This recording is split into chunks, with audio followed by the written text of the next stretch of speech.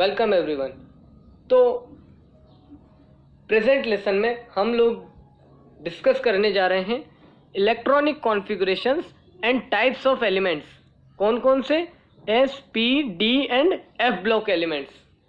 तो सबसे पहले तो हम ये देखते हैं कि हम इस चीज़ को, इन इलेक्ट्रॉनिक कॉन्फ़िगरेशन और टाइप्स ऑफ एलिमेंट को हम इस पीरियोडिक क्लासिफिकेशन में, मतलब पीरियोडिक टेबल में जो हमने क्लासिफिकेशन लिया हुआ है उसमें हम इसे क्यों स्टडी कर रहे हैं।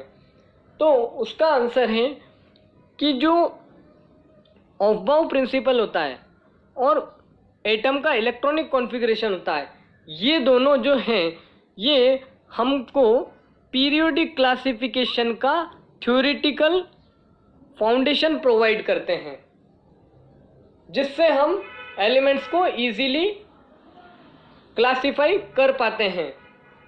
क्लियर होती है बात? ठीक है। उसके बाद हम लोग ये चीज़ याद रखना है हम लोगों को कि जो एलिमेंट्स होते हैं सिमिलर ग्रुप के, मतलब एक सिमिलर ग्रुप के एलिमेंट्स, जैसे मान लीजिए हम यहाँ एग्जांपल लेते हैं ग्रुप फर्स्ट के एलिमेंट। तो ग्रुप फर्स्ट के एलिमेंट्स कौन कौन से? लिथियम, सोडियम, पोटेशियम, रुबिडियम और सीजियम। क्लियर होता है? अब ये जो सारे एलिमेंट्स हैं जो कि ग्रुप फर्स्ट के हैं, ये सिमिलर केमिकल बिहेवियर शो करते हैं। इस चीज़ को हमने एस ब्लॉक के चैप्टर में भी क्लियर किया हुआ था कि ये सिमिलर केमिकल बिहेवियर शो करते हैं। अब ये सिमिलर केमिकल बिहेवियर तो शो करते हैं, पर इसका रीज़न क्या है? तो इसका रीज़न है कि यहाँ पर जो इनके आउटर मोस्ट ऑर्बिटल होते हैं, इन एलिमेंट्स के आउटर मोस्ट ऑर्बिटल्स जो होते हैं उनमें सेम नंबर ऑफ इलेक्ट्रॉन होते हैं और उन इलेक्ट्रॉन्स का डिस्ट्रीब्यूशन भी सेम होता है, इसलिए इनका केमिकल बिहेवियर सिमिलर होता है एक दूसरे से। क्लियर होती है बात? अब on the basis of orbitals को हम अगर बेस माने तो उसके बेसिस पे जो एलिमेंट्स हैं वो 4 ब्लॉक्स में क्लासिफाइड किए हुए हैं। मतलब किस ऑर्बिटल में लास्ट इलेक्ट्रॉन जा रहा है उसके बेसिस पे जो हमारे एलिमेंट्स हैं उनको 4 ब्लॉक्स में क्लासिफाइड किया हुआ है। जैसा कि आप लोगों ने देखा होगा कौन कौन से 4 ऑर्बिटल हैं। कौन कौन से 4 ब्लॉक हैं? S block, P block, D block and F block.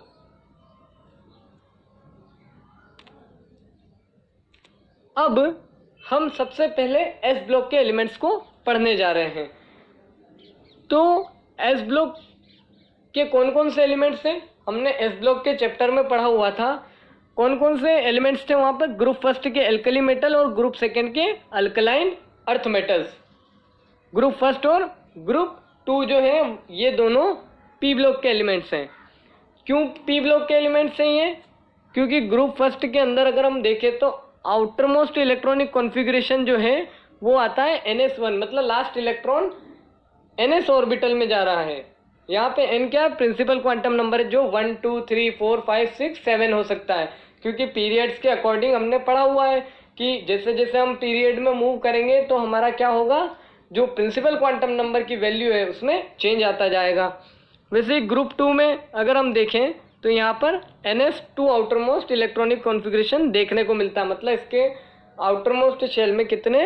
2 electrons हैं जो कि S ऑर्बिटल में हैं और लास्ट इलेक्ट्रॉन भी एंटर हो रहा है S ऑर्बिटल के अंदर, इसलिए ये S ब्लॉक के एलिमेंट्स हैं। ठीक है। हमने ये चीज़ भी पढ़ी हुई है कि ये जो S ब्लॉक के एलिमेंट्स होते हैं ये काफ़ी रिएक्टिव होते हैं, क्योंकि इनका जो आयोनाइजेशन पोटेंशियल या आयोनाइजेशन एंथैल्पी है वो काफ़ी लो होती है। उसके कारण क्या है? इलेक्ट्रॉन इजीली रिमूव किया जा सकता है। तो ये क्या करते हैं, इस लो आयोनाइजेशन पोटेंशियल के कारण इनका आउटर मोस्ट इलेक्ट्रॉन को इजीली ये लूज कर देते हैं और 1+ आयन और 2+ आयन का फॉर्मेशन करते हैं। अगर ग्रुप 1 का एलिमेंट है तो NS1 कॉन्फ़िगरेशन एक इलेक्ट्रॉन लूज करके 1+ आयन बनाएगा और ग्रुप 2 के जो एलिमेंट्स हैं वो NS2 कॉन्फ़िगरेशन होने के कारण ये दोनों ही इलेक्ट्रॉन दे देगा और ये 2+ आयन का फॉर्मेशन कर देंगे। क्लियर है।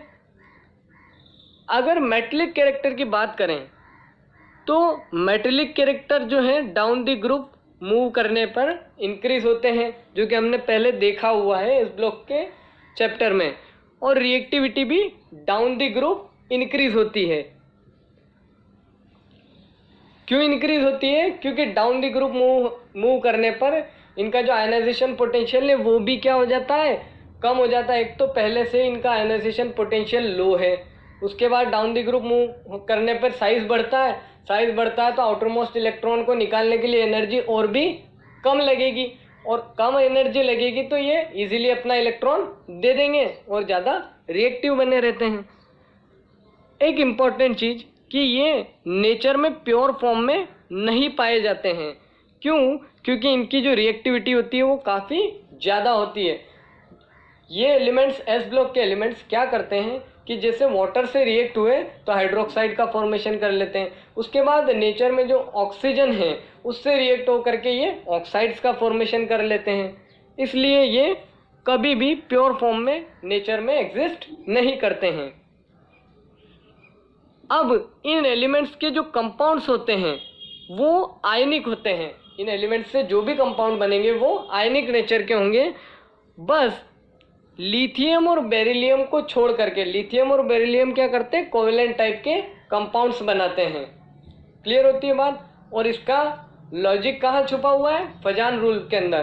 क्योंकि जो लिथियम और बेरिलियम है ये ग्रुप फर्स्ट के और ग्रुप सेकेंड के फर्स्ट एलिमेंट हैं, तो ये क्या करते हैं, ये काफ़ी साइज में छोटे होते हैं और इनसे ये इलेक्ट्रॉन को लूज करके बनाएंगे क्या, कैटायन बनाएंगे, और स्मॉल है साइज में और ऊपर से एक इलेक्ट्रॉन और दे रहे हैं, और फिर इनका फिर क्या हो जाएगा, न्यूक्लियर चार्ज बढ़ जाएगा तो साइज और भी छोटा हो जाएगा। छोटा हो जाएगा मतलब कैटायन का साइज और छोटा हो गया, और स्मॉल कैटायन होता है तो कंपाउंड कैसा होता है, कोवेलेंट होता है। क्लियर है? अब देखें यहाँ पर दो एक्सेप्शन पढ़ने में आते हैं एस ब्लॉक एलिमेंट्स के केस में। तो पहला एक्सेप्शन जो है वो हीलियम का है कि जो हीलियम है वो एस ब्लॉक से बिलोंग करता है।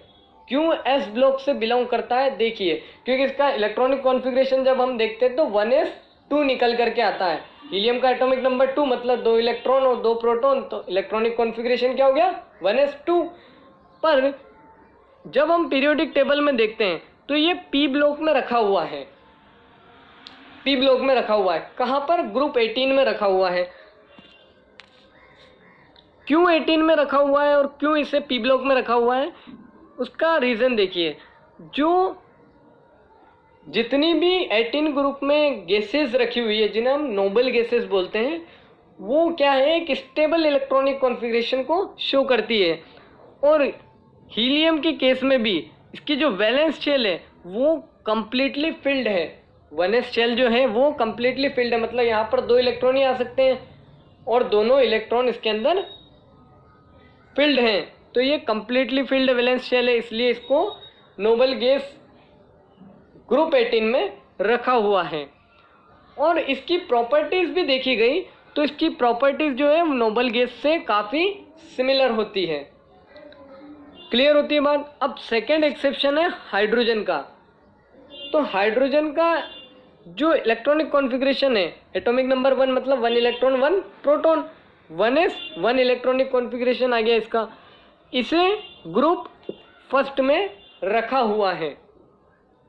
पर एक कंडीशन और है कि जैसे हम पीरियोडिक टेबल में ग्रुप 17 एलिमेंट को देखते हैं तो ग्रुप 17 एलिमेंट्स का जनरल इलेक्ट्रॉनिक कॉन्फ़िगरेशन निकल करके क्या आता है, NS2NP5 आता है, और उनकी